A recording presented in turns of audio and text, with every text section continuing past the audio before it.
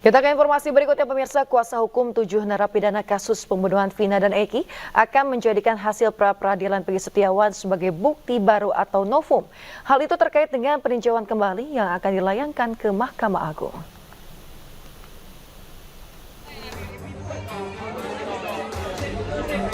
Dengan hasil pra-peradilan yang memenangkan Peggy Setiawan, membuka ruang bagi ketujuh narapidana dapat mengikuti jejak Peggy agar dapat dibebaskan. Pasalnya menurut kuasa hukum, Peggy yang merupakan DPO dalam putusan Pengadilan Negeri Cirebon 2017 silam ada keterkaitan dan peran dengan para narapidana melakukan pembunuhan. Sementara dengan dibebaskannya Peggy, berarti peristiwa yang menyeret para narapidana perlu dipertanyakan. Selain hasil pra-peradilan dijadikan sebagai novum, kuasa hukum juga sudah menyiapkan sejumlah saksi tambahan, terutama bantahan terhadap kesaksian Aep dan Dede.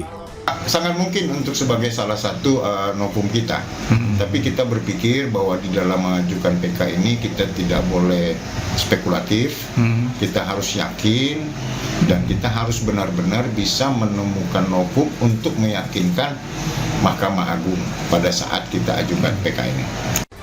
Pihaknya berharap kasus ini segera terungkap sepenuhnya sehingga ada titik terang dan memberi keadilan bagi korban dan para pelaku yang bersalah. Dari Cirebon, Jawa Barat, Miftahudin, iNews melaporkan.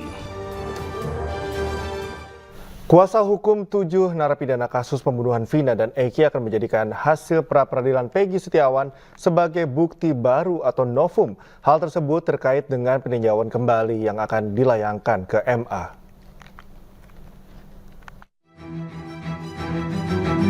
Delapan tahun berlalu, kasus Vina hingga kini dinilai masih buram oleh keluarganya. Bahkan kakak Vina, Marliana, menceritakan bahwa tidak ada transparansi dalam kasus Vina. Marliana menyebutkan bahwa ayah Eki, Ibtu Rudiana bersama anggotanya kala itu pernah bercerita perihal HP milik para terpidana. Marliana sempat mendengar cerita jika ayah Eki membuka chat para terpidana yang berisi rencana pembunuhan. Dari isi percakapan itu, Rudiana meyakini bahwa para terpidana telah sengaja dan berniat melakukan pembunuhan terhadap Vina dan Eki. Namun, Marliana tidak pernah ditunjukkan langsung isi percakapan para terpidana itu. Nggak ada kontak yang lain. Dan BBM pun saat itu kan adanya BBM ya. BBM itu cuma ada satu chattingan.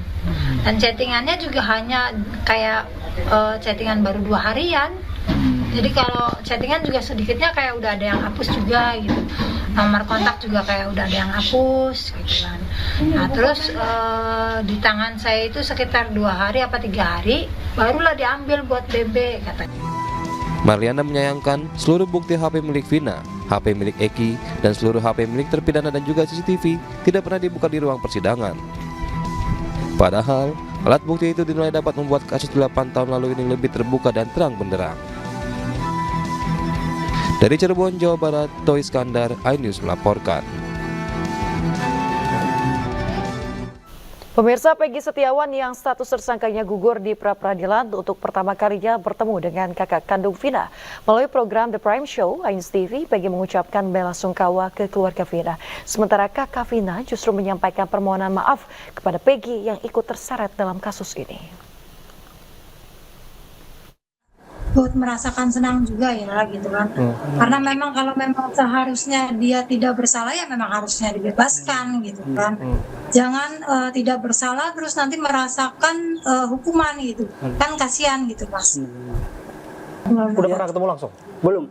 Ya, Mbak, saya mengucapkan terima kasih banyak atas ucapan selamatnya. Saya keluarga juga turut berduka cita, turut prihatin atas terjadinya peristiwa seperti ini dan telah meninggalnya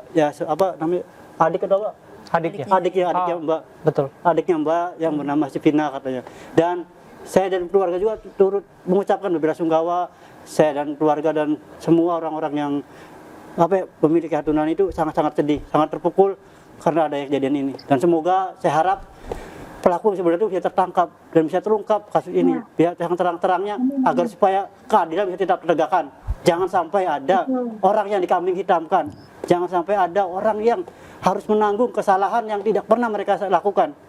Maka itu pelaku itu harus benar-benar ditangkap, harus benar-benar diungkap dengan terang-terangnya yang sebenar-benarnya, agar supaya tidak ada lagi kejadian seperti ini, agar supaya pelaku itu bisa merasakan bagaimana rasanya menjadi korban, bagaimana rasanya ditinggalkan oleh seseorang yang mereka sayangi, seperti itu. Sedikitnya meminta maaf karena kasus adik saya ini gitu melibatkan orang yang tidak bersalah gitu. Tapi kan di sisi lain juga kami itu ingin juga dapat keadilan gitu kan. Ya, benar.